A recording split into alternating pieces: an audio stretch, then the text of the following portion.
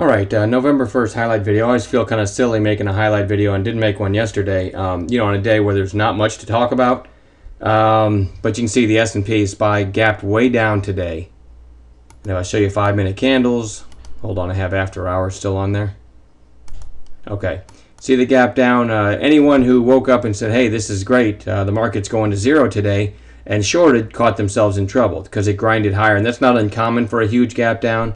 But also you never know. It could also gap down, put in a couple green candles and roll over. So I'm a big fan, especially with Europe hanging over all of our heads, and you never know what sound bite's going to come out of Europe at any time. I'm a big fan of sitting on hands, doing nothing for the first 30 minutes or so, and just waiting for the chaos to subside. But a nice grind higher here in the SPY, and it made it tough to find entries. I think the first call I made today was a Target. It was selling off like this, and I called one of my bottom feeding type plays, called Target TGT at 51.94. Try this again. So right about, if I had to guess, right about there on that green candle, somewhere around there. Try that again. Probably right about there on that green candle. And it pretty quickly went from 51.94 to 52.40, so almost a 45-cent move, some 46-cent move. Certainly paying ourselves along the way, and a nice little trade there. But again, it not really worthy of a highlight video, but there's not much to talk about. And then late in the day, NWL very strong after the gap down, and I didn't make a call in it all the way until right above this little bitty base here.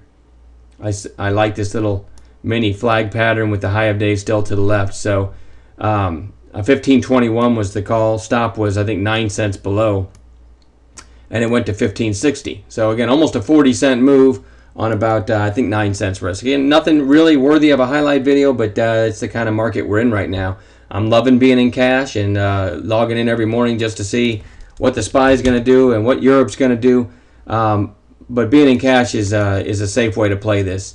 And we're just kind of watching and waiting for it to unfold and finding low-risk setup. So I guess I'd fall in the very boring camp right now, but I can live with that, and just trying to hit a couple trades here and there.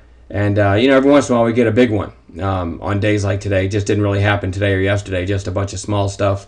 But that's okay. We'll follow up later in the week with some highlight videos.